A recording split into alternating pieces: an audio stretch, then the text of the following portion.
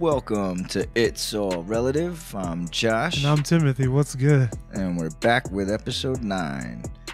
What's going on, my man? Man, I'm chilling, man. Crazy week, bro. Crazy week. At least with all that was going on, of course, like everybody else, my ears and eyes are glued to the TV on everything. And apparently it was much more worse than what we thought it would be. How's that? So when the initial news came out on it, it was more of they just ran inside and they started ransacking the place. There wasn't that much information there. It seemed more of something that wasn't as serious as what really happened. Yeah. So essentially, even over the last couple of days, man, we're starting to hear information that it was way worse than what it was initially.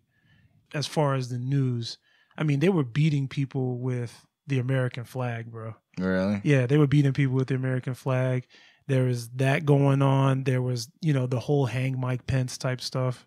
They were looking. There's reports now that they were actually looking for them to lynch them or kill them. You know what I mean? So that's horrible. Yeah, it's pretty crazy, bro. And then they said that 5 blocks down the road, they had a whole van with explosive devices and stuff in there. And man, it's just something else, bro.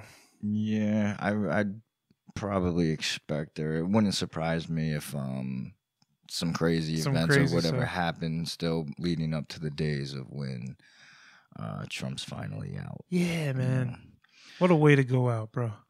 Yeah, for sure. I mean, he's going to be remembered forever. As the worst president ever. Period. Yeah. How can you mess this stuff up? I don't know. So today I want to talk about one, if not the best true life drama that our generation has experienced. I refer to this event as the Big Blue Miracle. Okay. And I'm going to carry those memories with me for the rest of my life. There you go. And our guest today is someone who fits perfectly in today's topic. His knowledge of sports runs extremely deep, and the passion he shares is very evident. Ladies and gentlemen, Rob Parker. How's it going, gentlemen? Welcome, brother. Welcome. Thanks for taking the time to come on and be a part of this, bro. Yeah, thanks for having me. Yeah, this is going to be exciting. I know that you are a longtime Giants fan. Yeah, hell yeah, man. Yeah. Yeah. How long? I think about this today. My first time I was really into it was 89 playoffs. The Giants lost in overtime to the Rams on a Flipper Anderson touchdown in overtime. Okay. That was 89, and then after that, I was completely hooked, and I watched every game the next year. So 89 drew you in. Yeah, okay. Yeah, and we won the Super Bowl in 90, yeah. Wow. Yeah. Nice. Almost, was that 35 years? Or it was getting close to it. Yeah. Yeah. Wow, not bad, brother. Yeah, long time. I know this topic is going to be crazy, too, because I know you, Tim, are a Patriots fan. Yes, I am. I am a Patriots fan. How long have you been a Patriots fan for? I can't say I was that way back then in, what was that, 2007, 2008? But as of, what is this, 2014 or so? And I can't even say that I even watch football hardcore, but yeah, I like watching it with my girl because she gets pretty hype and it just makes me happy to watch her get hype. Right. And everybody just likes just watching the Patriots come Super Bowl time if they make it there. So... Yeah, they had a nice little stretch, man. They were there quite often. Very often. Today's game, though, that we're going to be focusing on happened about 13 years ago, which is wild. Yeah, right. So it doesn't feel that long ago. No, it doesn't. Which I was even trying to think, too, because when I realized that it was almost 13 years ago, I was trying to think of then the last 13 Super Bowls, and I was like, damn, I can't even remember. But you remember this one. What? Yeah, but you guys remember watching this game? Oh, yeah. Yeah? You want to explain that a little bit? Yeah. Well, it was just close friends and family. I remember just the hype for the day and, the game where, I know some people do the big parties, but we just had real hardcore fans, so we could really intently watch. It was quiet through almost the whole game because we were really focused. Methodical type of watching. Yeah. And I remember specific when the catch happened with Tyree, the helmet. I remember exactly looking at it and jumping up to the TV, and a lot of it I really remember. You already get into the helmet vivid, catch. Very vivid, almost that's all awesome. of it. Wow, yeah. That is awesome. Yeah. Do you, Tim? Not that clearly. Do No. you were you living in New York? No. at So this I time? was living in what was this 2008? Yeah, I was living in Texas at the time, in Texas? Houston. Okay. Yeah. You watched the game? Yeah, I watched the You game. watched the game? If you didn't watch the game, you had a problem. Right. Yeah. Most everybody Most watches the everybody. Super Bowl, Yeah, especially that one. and especially Right. correct, especially that one. I actually remember this game when I watched it. I wasn't here in New York either. Okay. Where were you at? I was living in Virginia at the time. I was still going to school. Okay. I remember watching it because it was crazy. Because being from New York, obviously, I was a Giants fan. Right. Down south, a lot of people don't really vibe or aren't cool with No. people from New York. No, we and they hated everybody in New York. Yeah, and there were a lot of people. Then they wanted the Patriots. A lot of people were riding that bandwagon. Well, I'll tell you, back then I was a Falcons fan. If I didn't mention it already, Falcons. Dirty Bird. Yeah. Back Yeah.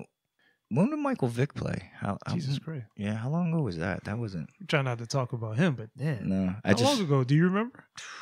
I mean, he got arrested around those years. I just don't Okay. remember Right. specifically. Right. I think it was a few years before that. I think he was Okay. out of league already. I Yeah, think. a couple Okay. years before. Yeah. Right. Yeah.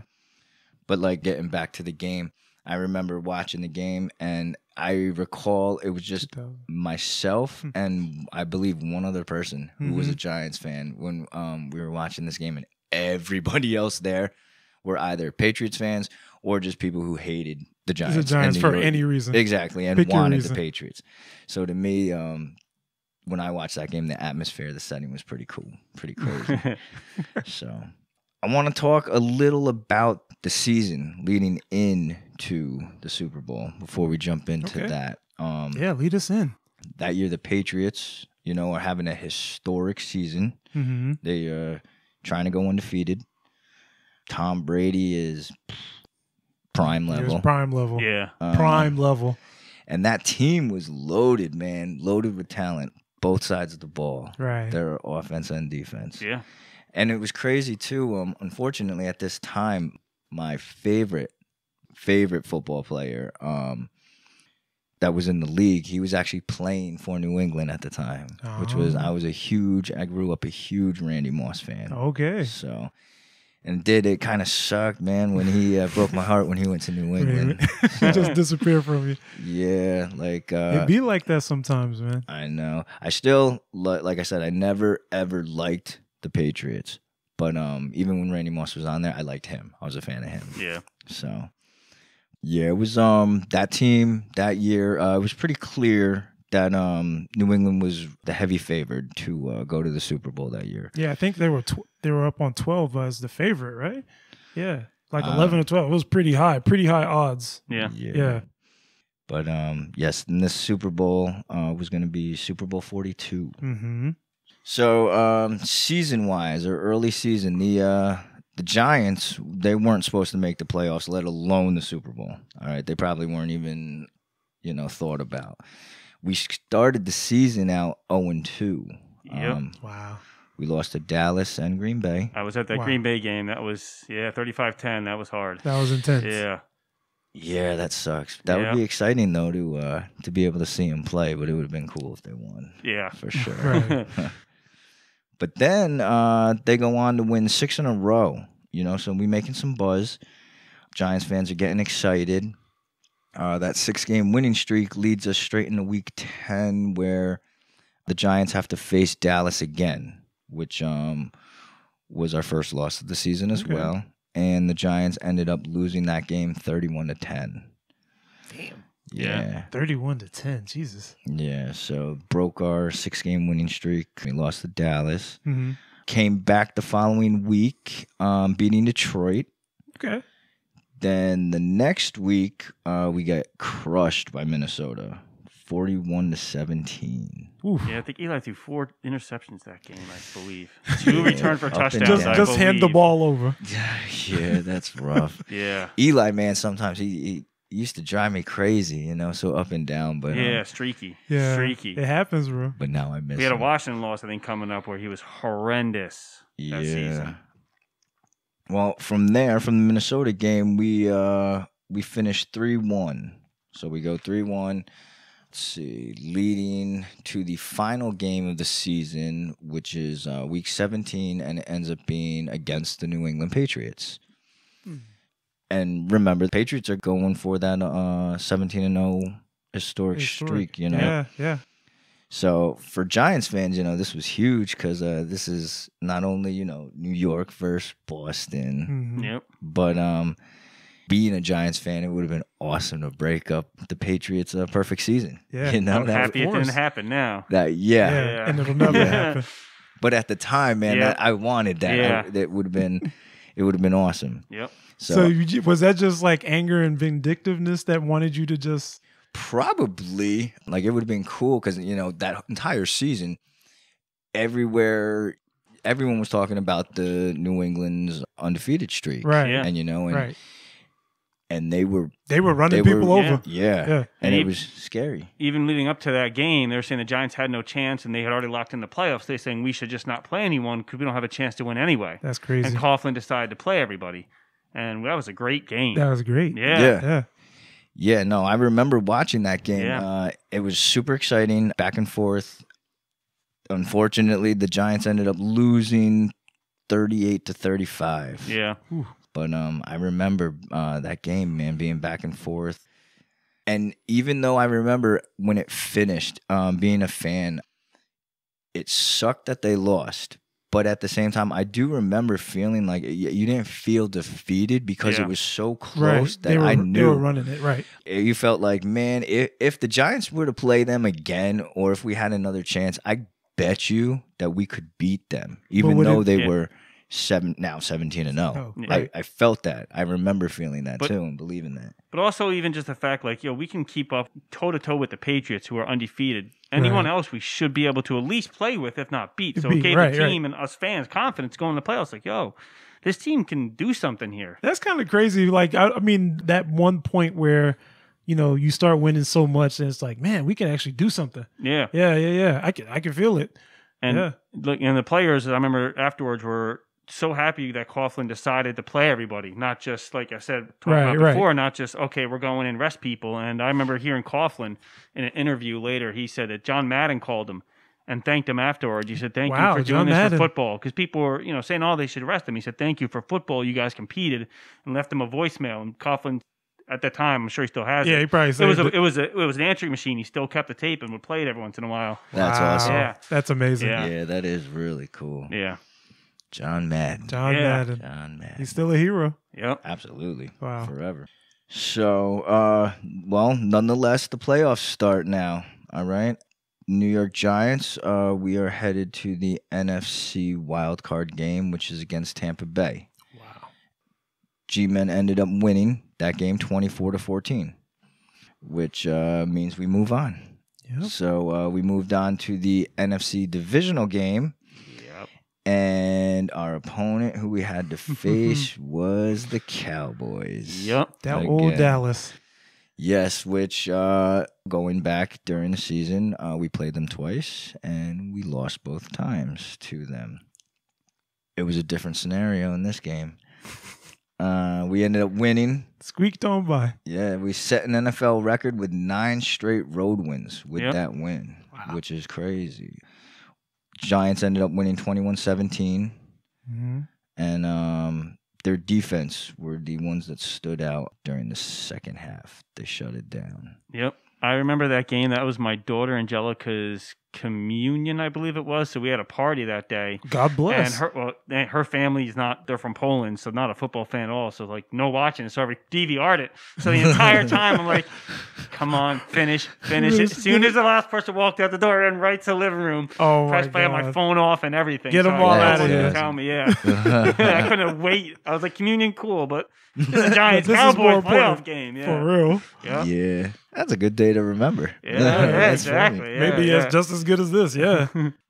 Yeah, man. Around this time, too, man, as a Giants fan, I remember feeling every week was such a huge obstacle to overcome because, like I said, we weren't supposed to get to the playoffs. We weren't supposed, you had to have been yelling at the screen. We had you better make everything work. Yeah. We had to fight every week, and it was emotional. Yeah, the Giants were 8-8 the year before. Coughlin was on the hot seat. They thought he was going to be fired. He changed his entire strategy with the team coming into that year. Yeah, they wanted him. Yeah. He made a players' council. Players didn't like him on the team. Actual council? Yeah, because Strahan came to him and said, if you're not 5 minutes early, you're late and find you, and the players and him were battling. And he made a players' council, and he changed his ways, and he was supposed to be fired at the end of that year if he didn't do well. But he turned it around for Won sure. Super Bowl. Yeah. Yeah. Wow. You know what, too? Thinking back and actually bringing up Coughlin, a lot of people, had a lot of shit to say about him when he was the head coach and whatnot. I was a fan, actually, of him, and I liked him, and I do. I miss him. Yeah, yeah. I miss him as the Giants coach. Yeah, even the players, they may not have liked him as a coach in the beginning, but he or was he's a really caring person, but he didn't show it to the players. But after that, he did, and the players love him. Like I know Chris Canty is now a host on ESPN. He adores him. So did Tuck. They love him now because he got to know him, and he's such a good guy. So having someone like that as your coach, love him, man. A good guy like that. Yeah, that's super important too, man. For teams, like that, you got a coach that you love and respect. That you can stick to him. Good. You run through a wall for. That's what they're saying, right? Yeah, absolutely. Wow, I wish I could say that about Doc on the NBA. just everything he touches turns to ash. So, but yeah, I see how y'all feel. Yeah. Quick side note though on the NBA stuff. Crazy is that you being from Houston and whatnot, we talk about that. James Harden just got traded from the Rockets. Oh, is he going to Florida? No, he got traded to Brooklyn. And tonight's the Brooklyn Nets? Yeah. Tonight's his first game. Is that a good thing or a bad thing though? He's with Kevin Durant and Kyrie Irving. Durant, if Kyrie decides to play, Kyrie no. But him and Durant now. Interesting. Yeah. Crazy. Interesting is the word. I don't know about the defense on that team, but they'll be able to score with anyone. But offense is a better defense. You know what I mean? You feel me? Like shoot as much as you can. Sometimes, and if they're going against, I agree with that in that scenario. If it ends up being Brooklyn versus Lakers. Oh yeah, sure. Lakers are high scoring too, but they have the number one defense in the league this year. Yeah, they do. Do they? Yeah, now they do. And who's going to stop Anthony Davis on that team? They literally have no one inside. Nobody inside. And who's going to guard LeBron, too? Yeah, who is going to guard LeBron? Yeah, I don't know. Pick your poison. Put your best defender, which is probably Durant, I was going to say on LeBron, and then Davis tears him up. He has experience on LeBron, though, at least. But then Davis tears him up. That's true, And they have good outside shooting, too. Wow. Yeah, that's very tough. True. Brooklyn gave up a lot to get Harden. Who did they give up? They gave up players, but Houston ended up getting, I believe, 8 draft picks. Yeah, the Nets gave up 4 first-rounders. They gave up Allen. They gave up, who's that? LeVert. Yeah, LeVert. He ain't doing anything. Yeah, but they have nothing now on the inside. Yeah. Allen was a really good inside player. But they have Harden be putting in work, man. He parties, but he put in work. Yeah, offensively. Him and I can guard about as good as he does. So. Right. And I'm 6 feet, 155. So smack the ball out. I get I can get out of the way and let a guy run by me like he does. Right. Yeah, so we'll see. I guess how all that's gonna work out. If Kyrie puts 2 egos too, 3 egos actually. Yeah, if Kyrie actually puts the work in and wants to play, and so does Harden, they can score though like nobody. Mm-hmm. Yeah, they'd be scary. Definitely a good team. If they can all vibe together. And Kyrie be up and down like you were saying before. He's one of those people that sometimes he's there, sometimes he's not. But then every team he touches, look, he went with LeBron, but then couldn't handle it. Went to Boston, that team went down when he went there. Last year, the Nets cratered after when he got there, and so we'll see. It is Kyrie after all. All right, let's get back to football though. NFC Championship game is up. The New York Giants are going to be facing the Green Bay Packers. Okay, Frozen Tundra, Lambeau Field. Yes. Everyone had the Packers winning and moving on to the Super Bowl, so everyone thought it was going to be Green Bay and New England. Green Bay was a very good team that year too. They usually are.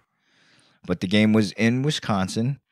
The kickoff temperature was -1. Jesus. And I think negative 23 coldest with bowl. wind chill, I think. Yeah, Right. correct. That's good, my man. I told you, With man. got the stats for real. Wind chill of 23 below. I didn't know you knew like the wind and everything. Oh, man. I'm good with stats. Numbers and stats is my thing. Wow, So, God bless it. yeah. That's cold though, and that's that nice football weather that when you get hit, it's gonna hurt. For real. Yeah. The frozen Yeah. gridiron. Yeah.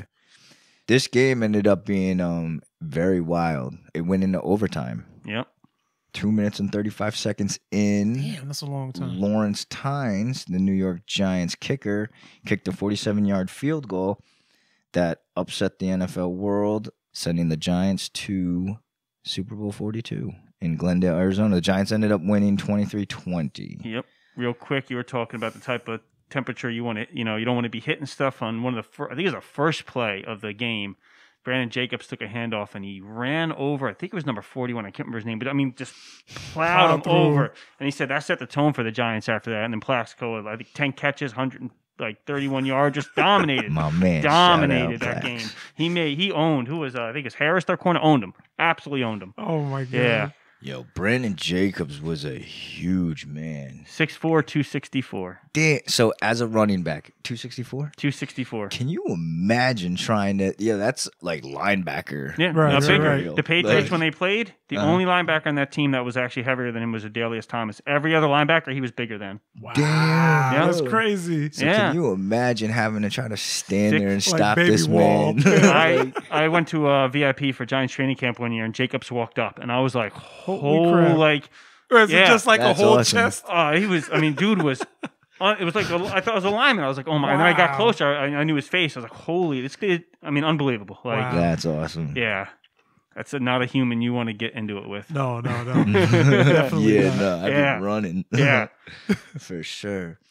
Yeah, so the Giants are headed to Glendale, Arizona for Yep. Super Bowl 42. They where, made it to 42. Yeah, where they would get a second chance at the undefeated New England Patriots. But let's take a quick break. All right. All right.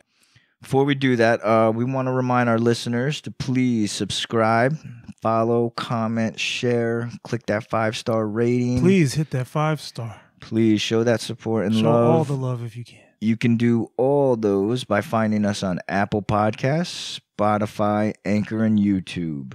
We also have Google too. And look them up on everything. Yep. Everything, Please. please. With that being said, we'll be right back. So I have a question for our listeners out there. Do you own a computer? Are you having trouble with broken screens, data backup issues, password reset problems, virus spyware removal, software installation issues? If so, Slipstream Repair Computer Electronic Solutions has you covered. Contact Timothy Latunde at 845-204-1712. The email is ss.sho16@gmail.com. Once again, that is 845-204-1712. And the email is ss.sho16@gmail.com. Call or email to schedule a free consultation.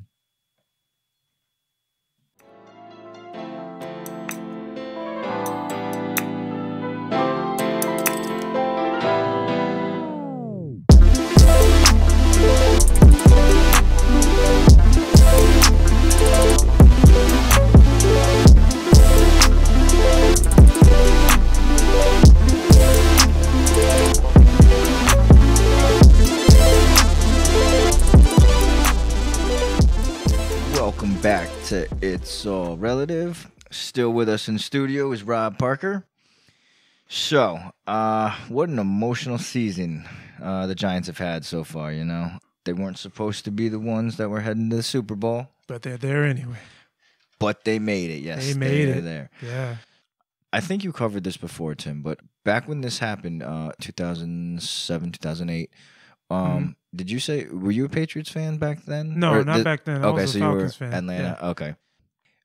As a Patriots fan Now. Yep. now, did you remember feeling a certain way or knowing, you know, that the Patriots were going to have to play New York? Did you No, I mean, since I didn't know it, but I would have, if I was a fan back then with like all the fervor that they had, I would have never would have thought that it would have been, New York. You know what I mean?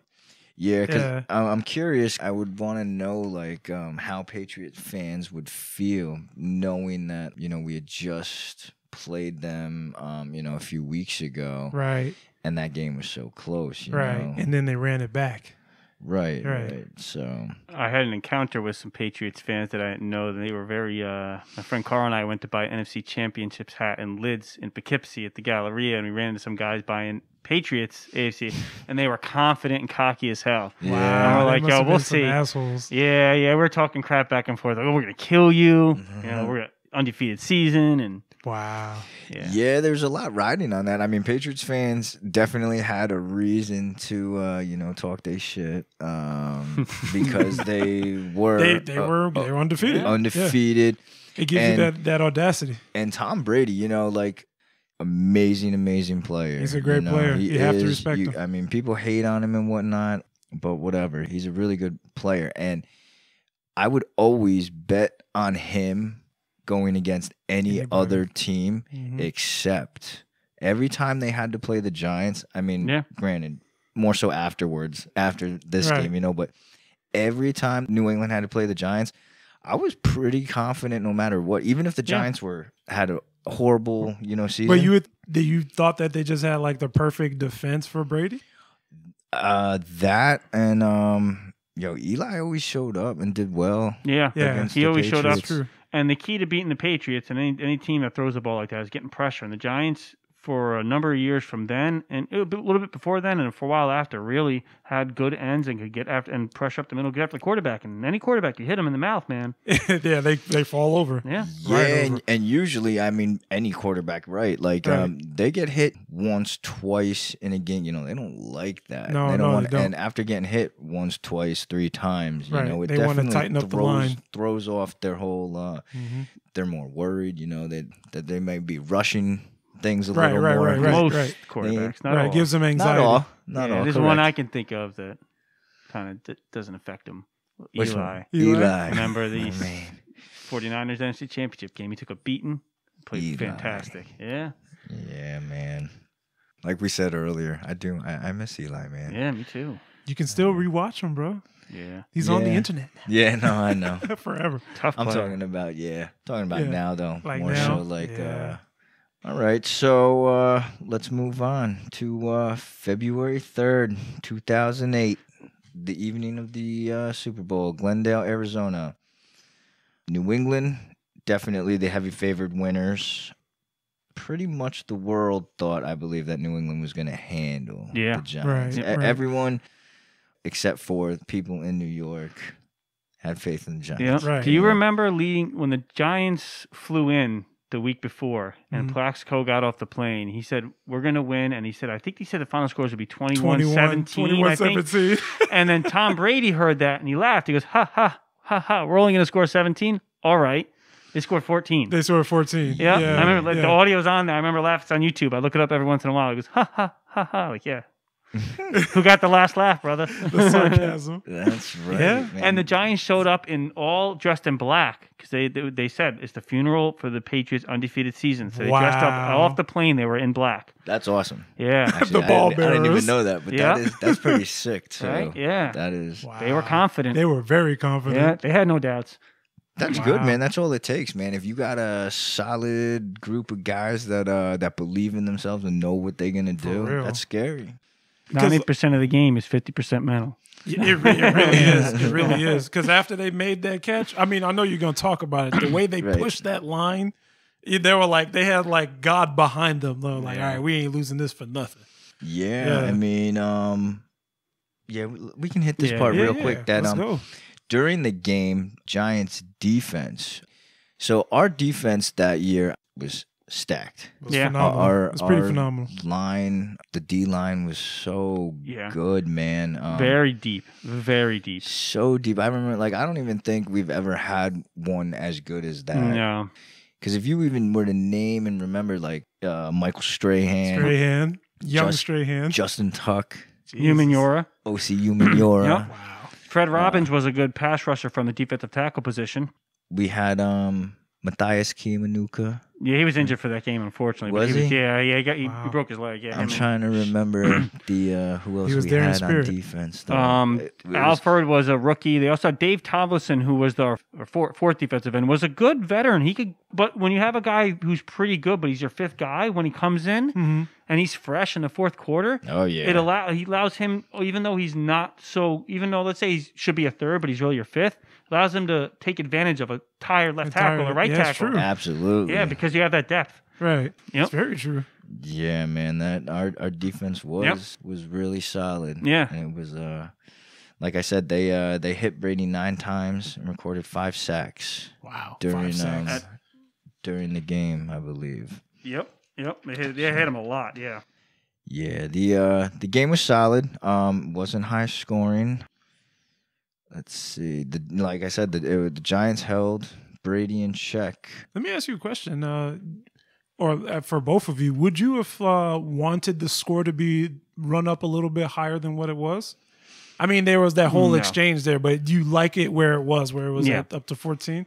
Yeah. For me, it just made it's so intense because it was close and one score can make a difference. If a team's going back and forth, okay, we'll score their score, But when it's that close and that tight. Right. Yeah. And all those major plays was like at the very tail end of it all. And I don't think if we scored a lot, we'd have won the game because if they got in a roll, it would have been unstoppable. The fact that they get things going benefited the Giants so much. I think they even stopped in like the last 9 seconds as well? 10 seconds. 10 seconds. The defense was. Jesus.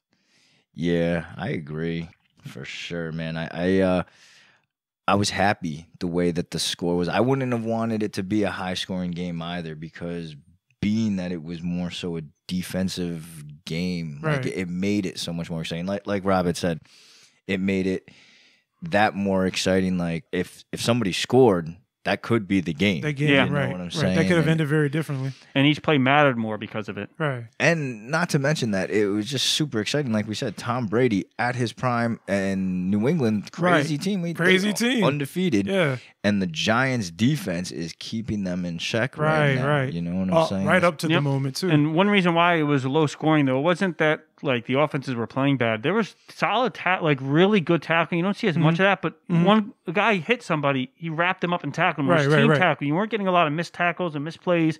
It was just good, solid defense on both teams. Sides, right? Yeah, and it was keeping them both in check. Yep. Yeah, right, that's important, man. Yep. Proper tackling. Do you remember some of the plays where the ball was ran? Since everybody was being held in check for so long, do you remember the plays that were ran pretty long? Yeah, there was some. I remember a third quarter play by Kevin Boss. He had I think it was we threw it on our about 30, 35. We got our 30, 35, maybe a 35, 40-yard play. Okay.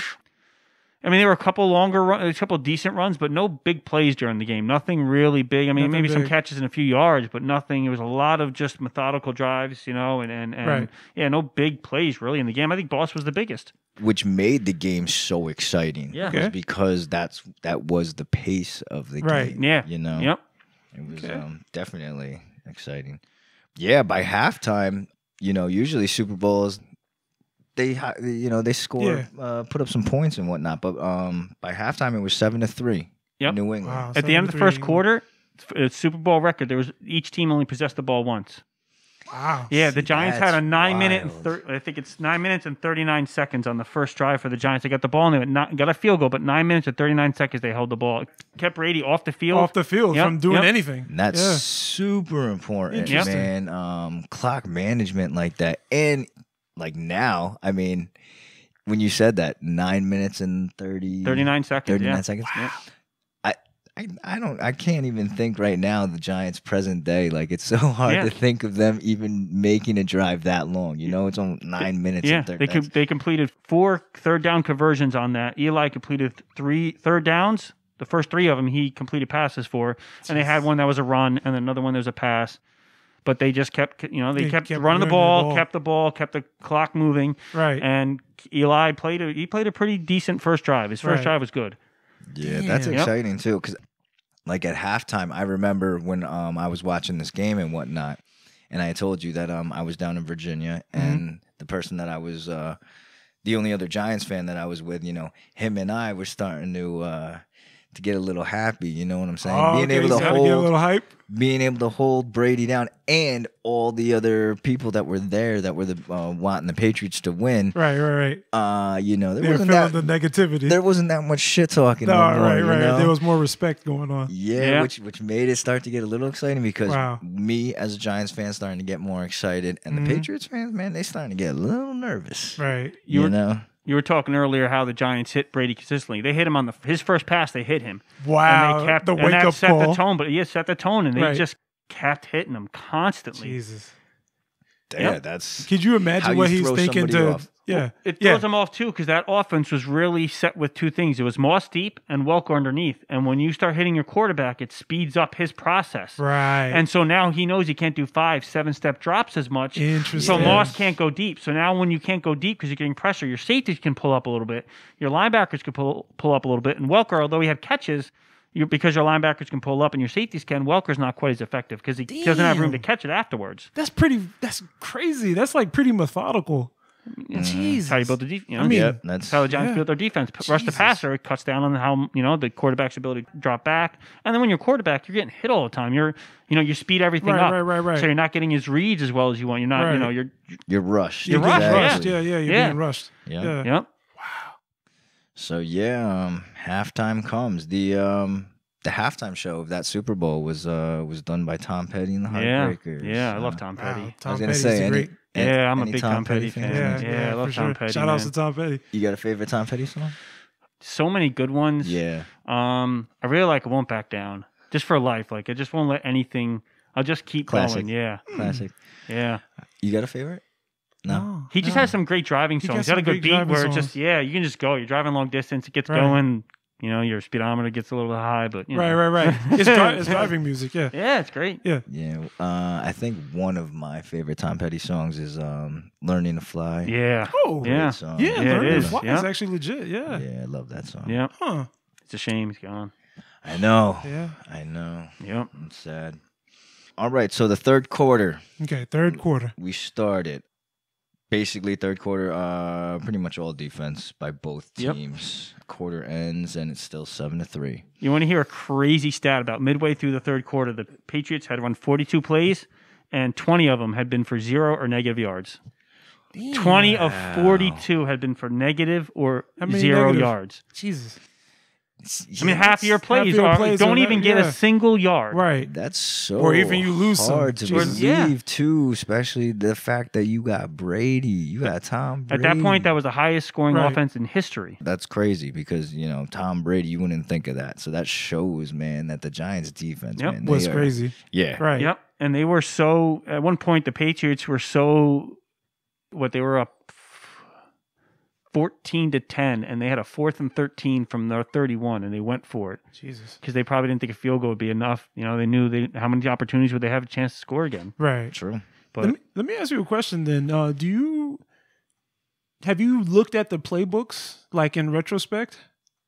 Like of this game, have you looked at them before? Playbooks, no. No. Or at least have you looked and analyzed the plays like on YouTube or whatever? No, I mean I'm not deep enough to analyze play. I mean I know the type of. I did read a little bit article about the type of system the Patriots ran at that point. That was different. It was new for the NFL. It was more college style, up tempo, I should say up tempo. I'm sorry. It was more of spread out.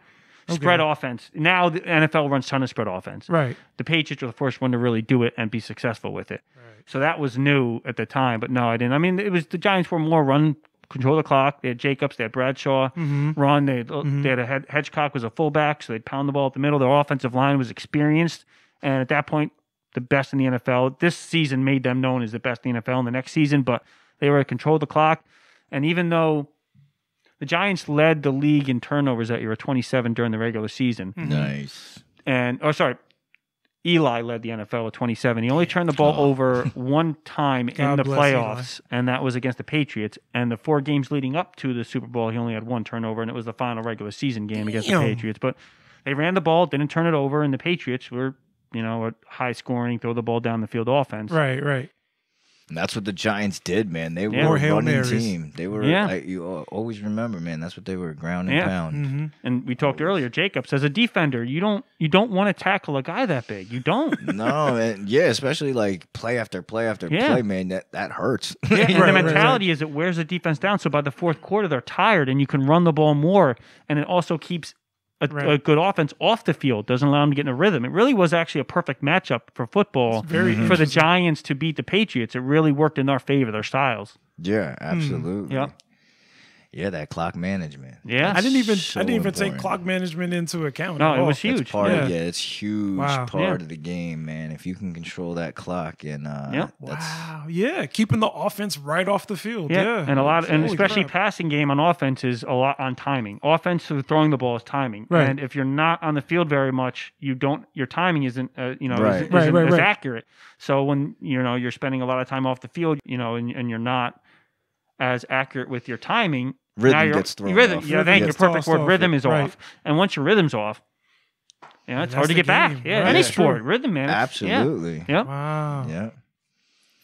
So, fourth quarter, final drive of the game. Let's get to the most memorable parts, man. Okay. I remember as a fan, man, feeling so nervous, like in the fourth quarter, but still hopeful. You know what I'm saying? Because we're in the fourth quarter. The game is still 7-3. Still 7-3. We haven't gotten blown out, and we still holding Brady. In the fourth quarter, yeah. Right. 7-3. Yep. And Giants, Jesus. So 3rd and 5 from the Giants 44. All right. There's a minute 15 seconds left on the clock. All right. This is where it looks like Eli is about to get sacked. He's got a few defenders, coming at him. He's feeling the pressure. New England, they got their hands pulling his jersey. He's going to get sacked. Right, they're pulling him down. Yep. Nah, he gets away. He gets loose for a split second and fires the ball downfield to David Tyree, who outjumps Rodney Harrison.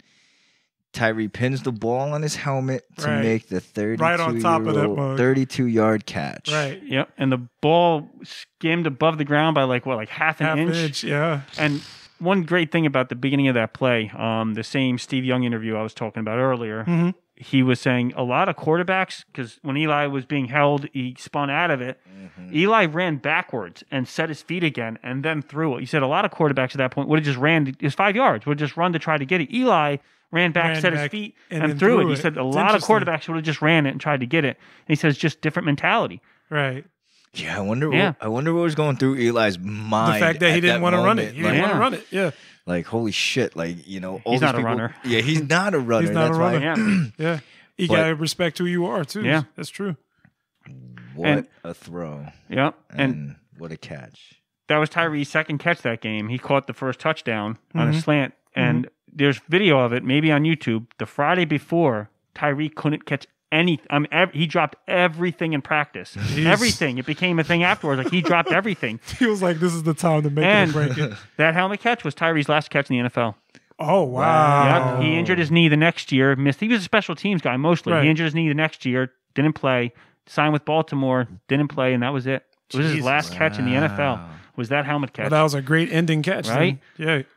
Yeah. That catch is one of the most memorable catches. Yeah, he caught it right on top of the dome. Boom. I would say it's the greatest play.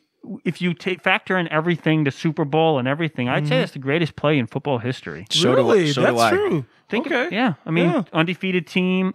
You have him, even if Eli just gets away and completes a 12-yard pass, a regular catch. I mean, just him getting away on 3rd and 5 against an undefeated team, the Patriots, and going for their 4th Super Bowl win. Right. But then you also take the catch side of it, and now if you just had the catch part without the escape, would have been a great play. But you had escape, then the catch, everything that was on top of it.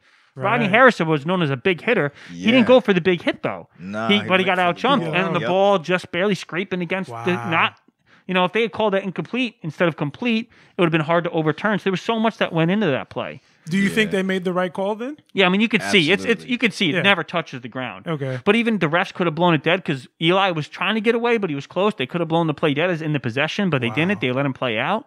There was so much that went in that play. Right, and that play there's was some angry people over reviewed. that. Oh, Yeah, that play was sure. reviewed so much. I remember running up to the TV and ducking, right, like getting up close, my face and looking for like you know, like I'm gonna get a better view. Like I'm there, you know. Like Let me make sure it's right. Like you said, vivid. That memory you're talking about earlier. Do I remember that? That memory is seared into my mind. Getting close to the TV and looking to see if the ball scraped the ground. Wow. I mean, it was such a wild, amazing catch. You wouldn't even think, and the way that his body like bent, you know what I'm saying? Like you just, and for him to keep possession of the ball, like that was the main thing. And like, it was so amazing, man, when he came down with that and you realize like, wow. He caught that. He caught that on his helmet. After that, it felt like, okay, we're going to win this game. We're scoring a touchdown. A play like that, there's no way we're not the scoring. Momentum totally changed. I mean, we were driving, but at that point it was like, all right. Plus you knew at that point too, you knew worst case scenario, you could get close enough for field goal range probably. I mean, you want to score a touchdown because field goal, you're still not down 4. You're still down. But the momentum after that catch, that you scoring. Were you guys feeling good? Did you take a swig of alcohol when that happened? And I wasn't drinking, but I was like, oh, we're winning. We're winning. We're winning. Go. Yeah, nothing wrong with that. I was going to ask you if you remember how you were feeling or your emotions like after that catch. How were you? I was high. It was the ultimate high. Endorphins were flowing like crazy. There you go. How were you feeling, Josh? I felt the same exact way. I remember standing up, screaming like everyone's a Patriots fan. They hated me and this dude stand up. We were so happy. Like I know I started. Did you take a look at the Patriots fans over to the side? Bro, they all so angry. Everybody quiet. Yeah, there were 7 or 8 of us, and I was like, oh, we're all like, oh, we're winning. We're winning. It's like we're all screaming and yelling. I remember I can still picture how we were sitting in the chairs and the couches in my dad's living room. We were at my dad's house, and I still remember it all. Damn, that's kind of crazy. Like not being a fan at the time. I mean, for me, I was like, damn, that's a great catch, and that was about it. I didn't put so much stock into it. Like, damn, this is life changing for people. It was probably being a Giants fan too. It means so much more to us. Yeah. But it's still, I guarantee you, goes down as I mean, I could say it was the best catch in Super Bowl history. Yeah, I'd say NFL, but maybe I'm a little biased. But like I said, because everything that went into it, exactly, the world is watching it. Right. Yeah, exactly, man. That and like you said too, Rob, to know that I guess leading up to the game that Tyree was sucking. Friday he couldn't. They have video of it from the end zone in the practice. He was dropping everything, literally everything. Everything. So you go from dropping passes that are hitting you in the hands and the chest to and he was the Giants' catching one on your helmet. 5th receiver, I believe he was. Okay, he wasn't a regular guy. He was a special teams. He was an elite special teamer, and he caught their touchdown pass, the first one, and that catch. Yep. Wild. Hopefully they gave him a lot of bank after that. No, but that's NFL. Yeah, there you go. Yeah. So after that catch, the Giants end up scoring on that drive. They give Tom Brady the ball back with some time on the clock now. Just a little scary. On that touchdown to Plaxico, I think it was second down from the 5. And this is little intricate things like this I love. So Kevin Gilbride was the Giants offense coordinator. Leading up to that, he noticed that down near the goal line, the Patriots cornerback Hobbs would always be very aggressive on slant patterns. He waited. I mean, they were down there one other time, and they didn't call this play. They called the play action that Tyree scored on. It was a post route to the center. But he waited because thought maybe I have another chance.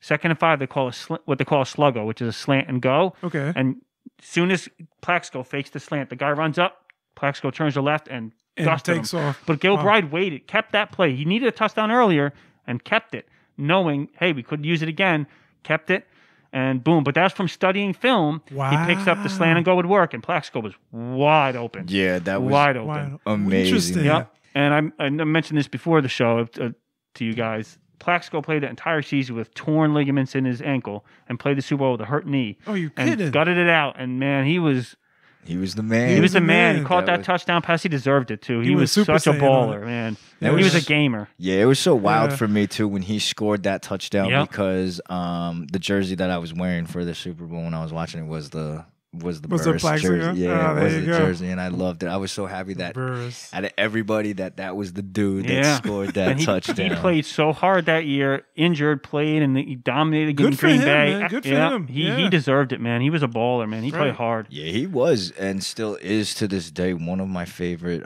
Giants receivers because I think the best type of receiver, or especially back then, the game has changed, but back then, having somebody that had speed but was very tall 6'5". and could out jump like another Randy Moss, because Randy Moss was my man. Right. But yeah, Burris was that perfect fit for the Giants, because we had good slot receivers as well. You have good slot receivers, and then you have that one tall main receiver. Yeah, and he had long arms. And you know what I loved about him? He blocked. He blocked for the run. Some receivers don't want. He puts in the effort. He blocked hard, and his team respected him for it, and that allowed them to run the ball better. It's interesting. And he played hurt every single game. So yeah, what a catch! He got some rest after this one though. Yeah, his catch was a 13-yard touchdown pass, and that pretty much sealed it. Brady did have some time left on the clock to make a drive, and the Giants' defense prevailed. Yeah, they Wow. yeah, they have one long bomb that Corey Webster. It was a throw to Randy Moss that was in the air for 70 yards in the air, and Corey Webster got literally a finger on it. A finger. Jesus. He reached out one finger. It would have been right into Randy's hands. One finger batted away. That was on third down. The second down, they sacked him. Alford blasted Brady. Wow. Blasted him. But it forced a 3rd and 20. So now you're talking a longer pass to even get a first down. Right. Yeah. So at that point, Patriots thought, let's just throw it deep. Giants stopped it. Yeah. Stopped everything. They got the ball with 10 last play was 10 seconds, and there was a few there was a few seconds left on the clock. They had to clear the field again. Right. And Belichick is out there running with like 2 seconds to go. It's like, all right, bro, it's over. Give it up. Yeah, but I mean, That feeling afterwards. amazing, right? So yeah, the Giants, they end up shocking the world and pull off one of the biggest really did. upsets in NFL history. Yeah, really I'd say did. the biggest. Yeah. Yeah. It has to be the biggest. Absolutely. Yeah. They beat New England 17-14, and they became the Super Bowl champs. Yep. Wild. What an amazing, like I said, from beginning to end, the way the season started to the end of that game, and just the whole back and forth, and the story in itself with New England, and how it all tied together. To this day, there hasn't been a better and more exciting NFL season that I've experienced. Yeah. And that's why I say that was the greatest Super Bowl that I've ever been able to watch. Right. And I don't think I'm going to ever see one. You don't think so? No, because No, I mean, yeah.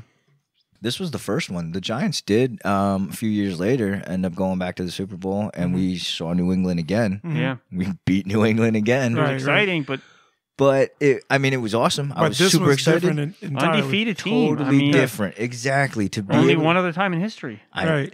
Like I said, the way that the whole thing was set up was Yeah. just so amazing, which makes it such a great, absolutely great story. Something I just remembered. There was an interview with Eli this year. Now that he's not playing anymore, he does a little bit more interviews and talk. He hurt his shoulder in week 1. I do remember him hurting it, but one thing that I learned from this is he was supposed to be out for most of the season with that injured shoulder. Oh, He wow. injured his left shoulder. He toughed it out and played. And if he had sat, Right. this season never happens. Their backup, I forget who their backup was. I was Jared just gonna say Lorenzen. who. Jerry, remember the hefty lefty? Jared Lorenzen? Oh my god. He was their backup. They would have never done Jesus. anything. So little things like that, It all makes up to Yeah. the story. Yeah. Yeah. For sure. Yeah, the little tidbits and whatnot, they all do. They're over little pieces of the puzzle that completed Right. And that's actually kind of crazy. Does a lot of that mentality for the Giants, for like that toughness, did it come from Eli? Did it come from like just the player mentality? I think Like so. where does it come from? Well, Eli he's tough. He is tough. I mean, there's a reference it before San Francisco 2012, the other Super Bowl before the Patriots. We played the 49ers in the but played the 49ers in the NFC Championship game. And I've heard other players talk about it. He got beat hard that game. He just kept getting up, and he played a fantastic game. He just kept getting hit. He just always got up. You talk about that. There was that same perseverance. 2012 Super Bowl. Justin Tuck was a Giants vocal leader, and he had been hurt and in and out all year. And leading up to the playoffs, Coughlin talked to him and said, "We need you," and he just said, "You know what? I'm going to practice. I'm going to play. And they went on they were 9-7, but they went on a run. But he said, I'm not going to talk about the injuries. I'm not going to focus on it.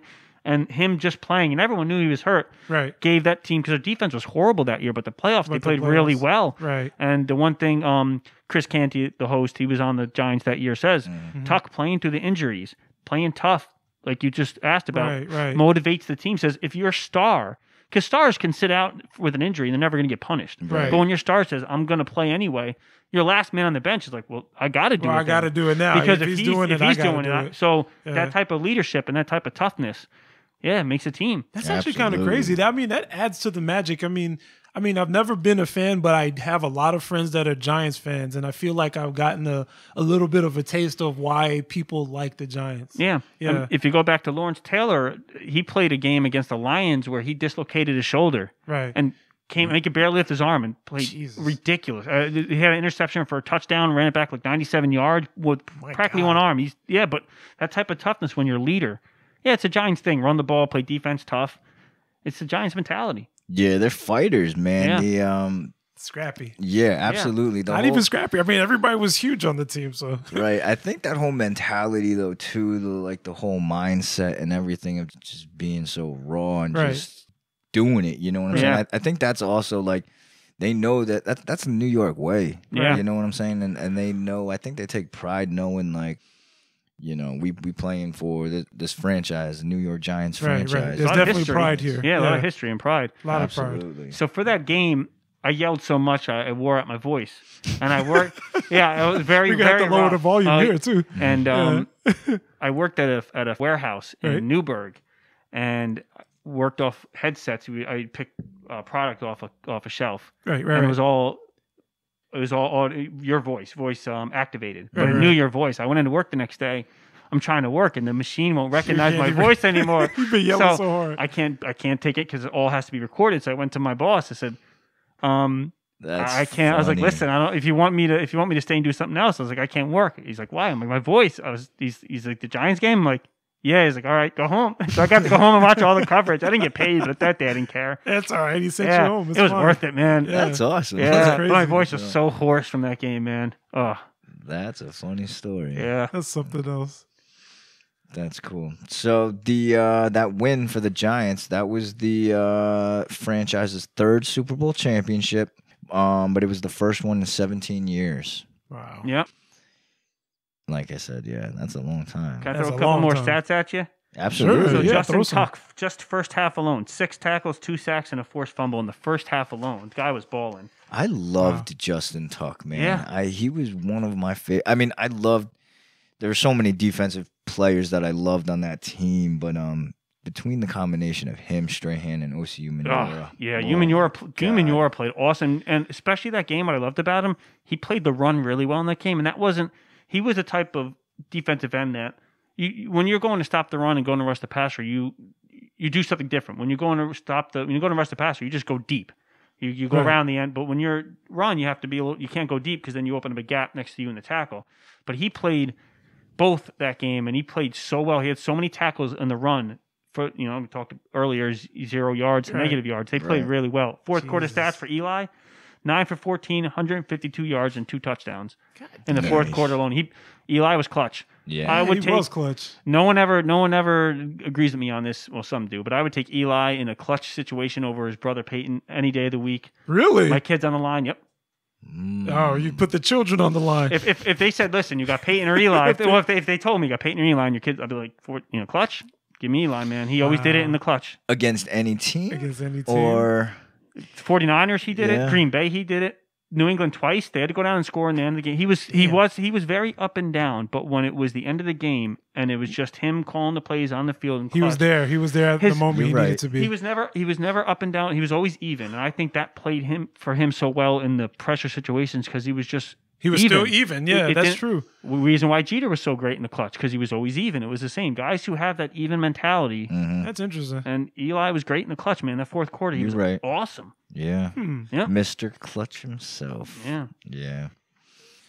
So Michael Strahan is pretty cool. He went on to say he's a crazy guy.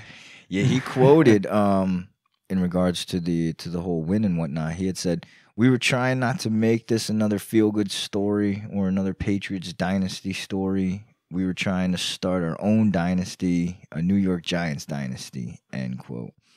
Which is cool, man, because I know Strahan had a huge part. He's real vocal. Right. Real vocal dude. I'm sure that he played his part in psyching that team up. Him and Toomer both. They were both part of the team that lost to the Baltimore Ravens 35-7. They were young, and they told the team, don't be happy you're here. Trust me, we've been on that. We've been in the losing side of this. So they really, they knew what it was like to get destroyed. They didn't want any part of that. Damn. Yeah, I almost forgot about that too. Yeah, now that you mentioned that, I remember watching that Super Bowl too. That was hard. And yeah, that was. Strahan lost that one. Yeah. And so, he retired after that. He wasn't sure he was going to play that season either, that last season. He sat out all the training camp and came back and balled out. And then he brought that mentality to just teach the younger ones about and it too. Tuck. And that was a passed down generation. He played with Lawrence Taylor. Lawrence Taylor passed it to him. He passed it to Tuck. And JPP was supposed to be the next guy left, and now we've lost that leadership with the team. But think about it. You got from Lawrence Taylor, who also got from Harry Carson. Harry Carson was older, taught Taylor. Harry Carson's a Hall of Famer. To Strahan. Right, so he's got the legacy to and Strahan everything. to Tuck. And those spans all of our Super Bowls right there. Every single one of them spans from Taylor to Tuck. And then we lost that lineage of defensive leaders. And we haven't been the same since. Do you ever think they can get it back? Yeah. Oh, yeah. Yeah, I think they got a coach now that can get it back. What will he have to go through? Like, what will it take to bring it back to that greatness? Going back to what the Giants defense going, you got defense, run the ball. You got it's what's won it for them all the time, man. It's what wins football games. You can throw the ball you want. I know Kansas City right now, yes, they're great. They throw the ball, but ultimately, I think usually defense and run the ball. Right, yeah. I was a pretty big JPP fan too. Yeah. I really liked. Are you familiar with who that is? Do you remember hearing about like a certain football player who lost his fingers from a firework accident? Yes, I do. Yeah, I definitely remember. That was JPP. Oh, okay. The second New England Super Bowl, he had 16.5 sacks that year, and he dominated. And he played the same role that Tuck played in the first Super Bowl. He was the third guy, and he was supposed to be the next guy. Still plays. Yeah. With Tom Brady, that's right. Now, with Brady and the Buccaneers, he's still in the playoffs. Yeah, that's crazy. But he had all sorts of talent, man. Yeah, I was a big fan of him. Me too. Like you said, since him, there hasn't been that defensive player that that pass that rush shuts it down like that. Although this year, I feel like there were some promising people. Yeah, you know what I'm saying? Yeah. They played as a team and they played hard. So we'll just the future. Yeah, I like Joe Judge. The future says. I like their coach, man. Yeah. I think I was happy. Yeah, I think they're starting to get on the upswing. Okay. We have to keep on the lookout then. Yeah, we'll see. Because football could change so quick. That's right. So I want to just share another quote real quick from the co-owner at the time, John Mara. He said that this was the greatest victory in the history of this franchise, without question, end quote.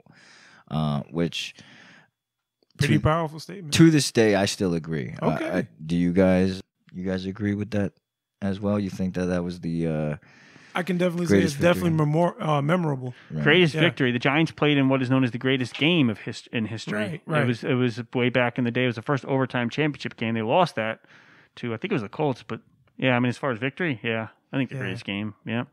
I'm pretty sure everybody will remember. Do you realize the Giants played that game without Shockey, who was out? He was on that team, but he was out, and Kiwanuka, talked about earlier, was on that team and out. Really? Both of them were really good players. Shockey. Jeremy Shockey's forever going to go down. Like, when people mention him, I feel like everyone thinks New York Giants. Yeah. He was a New York Giant. And think about this. Tiki Barber retired the year before. Remember how good he was? Mm-hmm. And he said Eli could never win it. And then next year. But Tiki Barber was at 18. I think the year before ran for 1,800 yards. Left the team. We lost Shockey. We lost Kiwanuka. And then we still won the Super Bowl. Jesus. Yeah, that's wild. Yeah. For both of you, actually, let me ask: Would you have preferred, like, okay, so if you were playing or if you were part of a team, would you prefer to have that record to be able to say we had that perfect season and then you still lose the Super Bowl, or would you want to win the Super Bowl and forget the perfect season? Perfect season, that record isn't important. Oh, I did win the Super Bowl. Super Bowl. Go The for Super the Bowl is Super the Bowl. ultimate thing, you know. I don't know. I think the perfect season sounds intriguing too. But you lose the one. But you lose the Super Bowl. You lose the game that matters. That's true. Yeah, I'd Right. rather. For me, I'm a sports fan. I play sports. It's all about the team. Right. For me, I'm that type of guy. So Right. The one that brings and in win the the gold. Super Bowl. That's what you play to do. That's what you play to win the championship. Yeah, I think most people would agree Yeah. that even though having that record of that undefeated season and whatnot, that was something that was super cool, something super Right. important. Yeah. Right. It's history. And it's even more important that it got stopped. Exactly. Yeah. But now it's forever. Remember, because now you think like we had that undefeated season, we had that perfect season, but we lost the main The thing. main thing. The Yeah. main goal. Yeah, and it also the Dolphins were the only team they finished 17-0, 14-0 regular season. It still keeps the more teams that if anyone goes undefeated ever, the more it happens. If it happens a second time, a third time now would be less. Mhm. Right. Right. So It'd be less it still memorable. keeps that aura of a Right, team. right, A right. team now goes 8-0 or 9-0 or Kansas City a couple years ago, or coming in this year, people calling from undefeated. Still keeps that aura of it around too, Interesting. which I like. Is Me too. I agree. Right. yeah. It's like an unobtainium or whatever. Yeah, Like yeah. it's something that everybody still wants to grasp Yeah. on the side. And you go. It's interesting. You guys know the team that beats the last undefeated season, the remaining members of the Miami Dolphins undefeated team sends that team champagne. So the Giants Interesting. they just won the Super Bowl, so they are getting all the accolades. But the Right. Dolphins players take it real. So it's pride for them. Right. So they were Absolutely. like really invested in the Giants too, and they sent them champagne and stuff. But yeah, every pretty single cool. so if a team's 10-0 and lose, if a team's 5-0 and they're the And last they team, lost. and the team that beats them gets that champagne. Oh, that's kind of cool. Yeah. Yeah. The remaining living players pay for it and send it to them. Wow. Yeah, 72 Dolphins. That is cool. That's a nice Yeah. little Giants got some history to champagne keep for. going. Yeah, they did. I mean, they were living high for They were how long? popping bottles for sure. They got to do Canyon of Heroes. Damn. Right. When you're a champion in New York, it's not like anything else, man. No, for you sure. hear They all were the champions partying. talk about it, man. I mean, Right. not just the partying, but lifetime. Yeah. Absolutely. Yeah. Life Think just about gets how better. we look at the Knicks of the '90s. They never won anything, but they're still like One of the greatest Messier. teams. We were talking about him. I mean, now Eli, Strahan, Tuck. They're just. I mean, I can name guy after guy from that championship, that Super Bowl team. Kiwanuka. I mean, Bradshaw, Jacobs. Mm-hmm. Players that now historic in New York. Right. They're gods in New York. Right. Absolutely, Yeah. man. Where other places, I don't think Tampa Bay's that way with the Buccaneers. No, if they they're win not. this They're year, not. it'll be cool, but it ain't going to be like New York with their champions. Right. It's actually interesting, and it says a lot of New York too. Like we just treat our players better. We treat our champions better. Yeah. Yeah. Yep. Yeah. It's And even interesting. in the Canyon of Heroes, I mean, that's not just sports. You had John Glenn going into space after he walked on the moon. The astronauts go down the Canyon here, so it's also historical Right, too. right. It's pretty cool, man. The parade. I was thinking of going to the parade. You were in Virginia. Yeah, so. I was gonna ask if you guys saw the parade, or I know No, that Yeah, I see the saw or- it, but I yeah, didn't you go. I didn't was thinking of going, but then I also think like unless you're up close. Right. I mean, it's cool to be with other people, but Right. Yeah, I always did think, because I wasn't here in New York at the time, I did think that it would have been really cool to experience like that parade, because I'm sure that was lit. You know? Yeah. So, and I do know, like, unfortunately, they were all riding high after their Super Bowl win, and then maybe a week later we had that incident where Plaxico. That was ended up- that was the next season. Oh, was it? Yeah, the Giants were 11-1, and then he shot himself. We had beaten really? Pittsburgh. We were one of the best, and because Oh, we were damn, I didn't realize that. we were the best team in the league that year. But losing Plaxico was our deep threat, and then teams can just stack the box on us. Yeah, that was the We unfortunate were the best. thing, I think we would. man. If Plaxico doesn't shoot himself, I think we win the Super Bowl that year. I know, really it do. was- We were the best team. So unfortunate, because him and Antonio Pierce were at a club or whatnot. Right. Yeah, And gun went off. Gun went off. his own gun Jesus Yeah. went Christ. off. Yeah, which sucks because he shot himself in the leg, and then Yeah. And then He that was it. never the same, and Never the the Giants same, after yeah. that just couldn't. They won the NFC first seed. I actually saw the last game of the season that year. live Carolina on a Saturday in the snow. It was great. Nice. How many Giants games have you been to? I was lucky. Yeah, no, my aunt and uncle had season tickets in the old stadium. So it's funny. The year they won the Super, I went to Eli's first start ever against Atlanta. That's awesome. And I got a call that day. I'm in my dad's living room. My brother-in-law's with me, or ex-brother-in-law, huge Giants fan. We got a call from my sister's ex-boyfriend. I got tickets. Do you want to go? 2 tickets. Well, Eli's first game. Yeah, so I saw that. But then the season the Giants won the Super Bowl, my aunt and uncle, my aunt married the guy she married, still my uncle. His family had tickets from back in the 50s, season tickets. Wow. And every year we would hear from them, hey, we're going to get season tickets, but we just never did from them. And they had other people who would buy them and stuff who had been buying from them for years. Right. Well, that right before the season starts, one of their friends that bought a bunch of tickets, financially something happened and had to back out. So they had always talked to us. They called us and said, hey, can you buy tickets? We said, well, we're bailing you out because they couldn't afford to pay for them all. Right. But for doing that, we won tickets every year. So then, from the old stadium, I would go to 2 games a year. Starting that year, I go one game that year. I was supposed to go to the Buffalo game that year, as I told you guys earlier, and then every year after that, I go to 1 or 2 games until they sold the tickets. Right. The stadium got closed, and their PSLs. It was funny, man. Their tickets were in the corner of one of the end zones, about 20 rows up. The last 2 on the aisle, so you had the walkway next to you. It was awesome. Yeah. Our PSLs were $7,500 a piece. No, either $7,500 a piece or $15,000 a piece. Way too much for them to afford. But their family were still there. But their family had tickets from the 50s and had to lose it because of the PSLs. And do you know what PSLs actually are? What are they? What you do is you're paying for the right to then buy your tickets.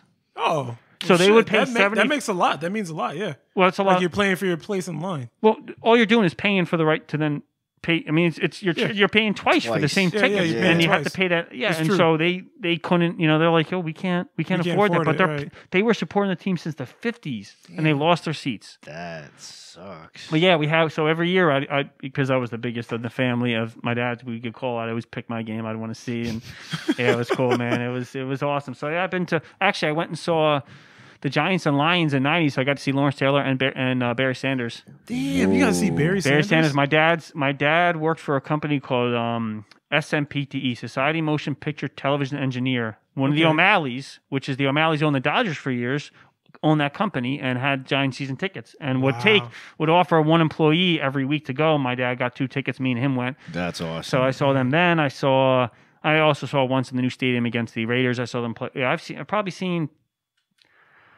12, 15 games. Damn.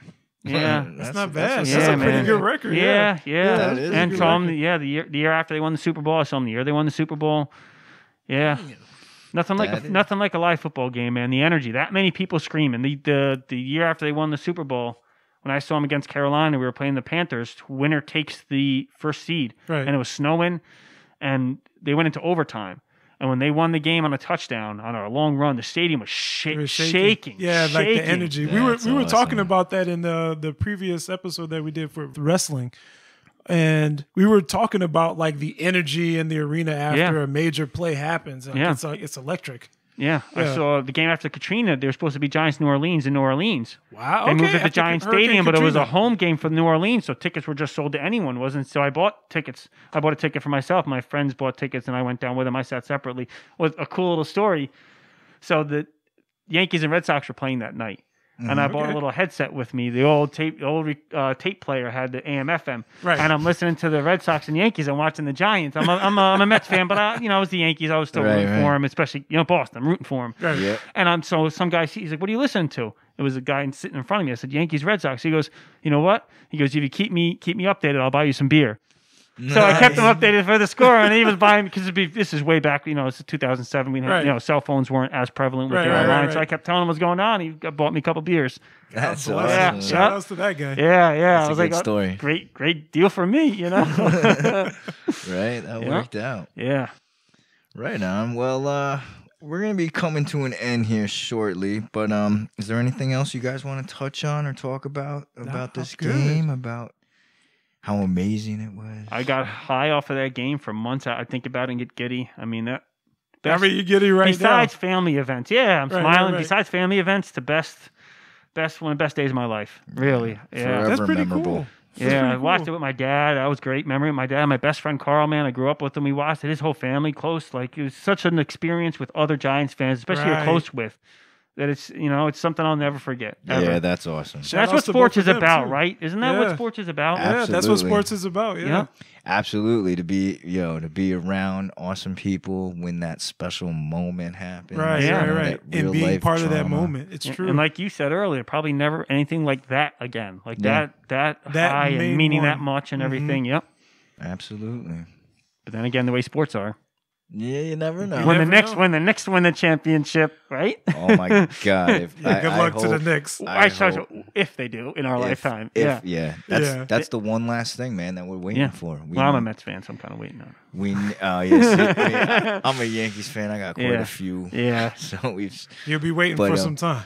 But that Knicks championship. Yeah, that Knicks. I'm a Rangers fan. So that '94, although I was younger, I understood what it meant. Those championships too. like that. Yeah, Amazing. it's just, Right. Yeah. Amazing. Yeah. Well, we can hope.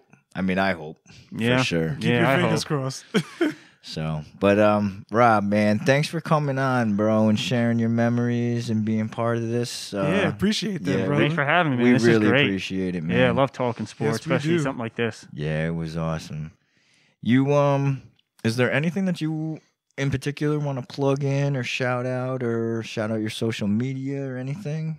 No, not particularly. No, just thanks for having me on. And You're very welcome. Yeah, it's- Absolutely, I man. can always Thank talk. you. Any sport, I can talk all day long, but something like this. Awesome. It's great to be able to live it again, you know? Like to Right. talk about, I watched it today, to be able to just live it again. You know, How did was you great. feel? How did you feel when all the plays landed?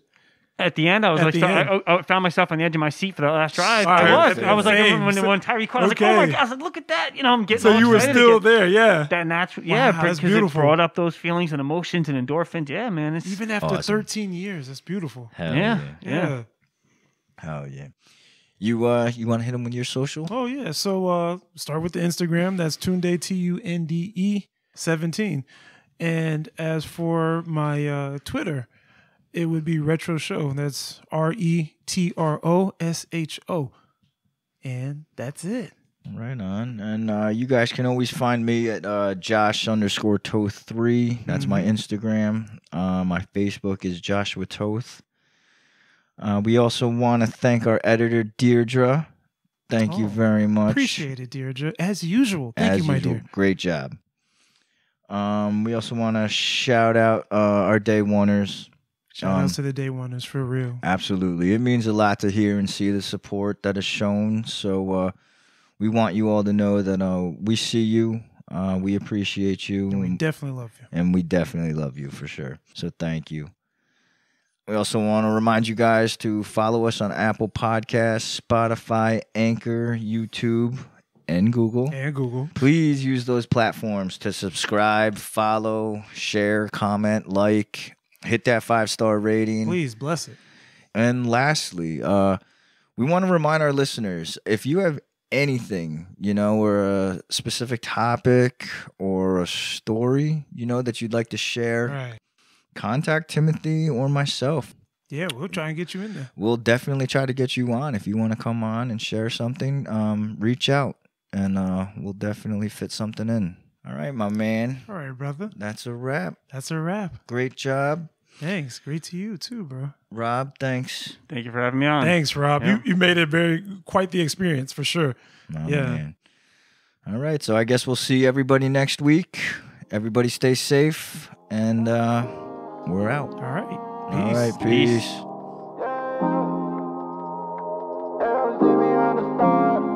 From my dog, like he sent me like the ain't cool. Then she go down.